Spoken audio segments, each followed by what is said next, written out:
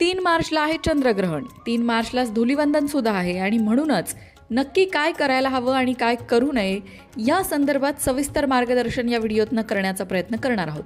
मंडळी, सगळ्यात महत्त्वाचा प्रश्न आहे की 3 मार्चला धुलिवंदन आहे आणि चंद्रग्रहणही आहे, तर रंग खेळायचे की नाही? तर 3 मार्चला ग्रहणामध्ये रंग खेळायचे नाहीत. रंग तुम्ही 4 तारखेला खेळू शकता.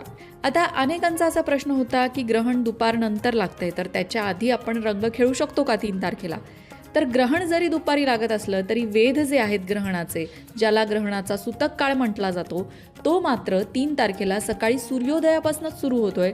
त्यामुळे 3 तारखेला रंग खेळता येणार नाहीत. 3 तारखेला सकाळीही नाही, दुपारीही नाही आणि संध्याकाळी तर नाहीच नाही. कारण दुपारी 3:20 ग्रहण सुरू होणार आहे, ते असणारे संध्याकाळी 6:48 बरं, हे चंद्रग्रहण जर भारतात दिसत नसतं तर मात्र याचे एवढे नियम पाळायची गरज नव्हती. पण हे चंद्रग्रहण भारतात दिसणार आहे, त्यामुळे या चंद्रग्रहणाचे सगळे नियम पाळण्याचा सल्ला ज्योतिषांनी दिलेला आहे. आता चंद्रग्रहणाच्या काळामध्ये तुम्ही तुमची साधना अजून पक्की करू शकता. कशी? जे कुठलं स्तोत्र तुम्ही रोज म्हणता किंवा ज्या कुठल्या मंत्राचा जप तुम्ही रोज करता, तो ग्रहण काळात नक्की करावा. ग्रहण काळामध्ये मंत्र उजळून घेतले जातात, म्हणजेच मंत्रांना नवं तेज प्राप्त होतं. मग तुमचे रोजच्या म्हणण्यातले मंत्र असू द्या किंवा काही खास मंत्र असू द्या. जसं आपण लोकमत भक्ती चॅनलवरनं एक व्हिडिओ टाकला होता, हरवलेली वस्तू सापडण्याचा मंत्र. हा मंत्र तुम्ही ग्रहण काळात जर म्हटलात तर या मंत्राला तेज प्राप्त होतं आणि तुम्हाला हवं तेव्हा तो मंत्र तुम्ही म्हणू शकता, वापरू शकता आणि तुमची कार्यसिद्धी करू शकता. अशाच प्रकारचे अनेक मंत्र असतात, साधनेतले मंत्र असतात. त्या सगळ्या मंत्रांना ग्रहण काळात नक्की जपावं.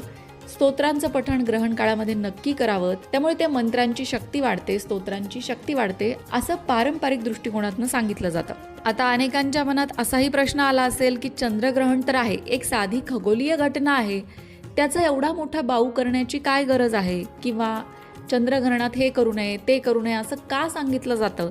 हा जर तुमचा साधा सोपा प्रश्न असेल तर त्याचं उत्तर सुद्धा साधं सोपं आहे. ज्योतिषशास्त्रानुसार चंद्र हा मनाचा कारक ग्रह आहे, म्हणजे मनावर चंद्राची सत्ता असते.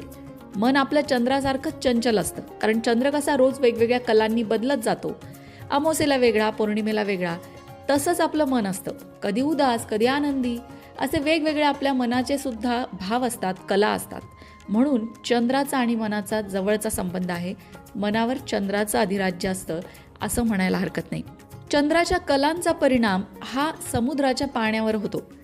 समुद्राच्या पाण्याला चंद्रामुळे भरती आणि ओहोटी येते, हे तर सगळ्यांना माहिती आहे. मग विचार करा, आपल्या शरीरात 70% पाणी आहे.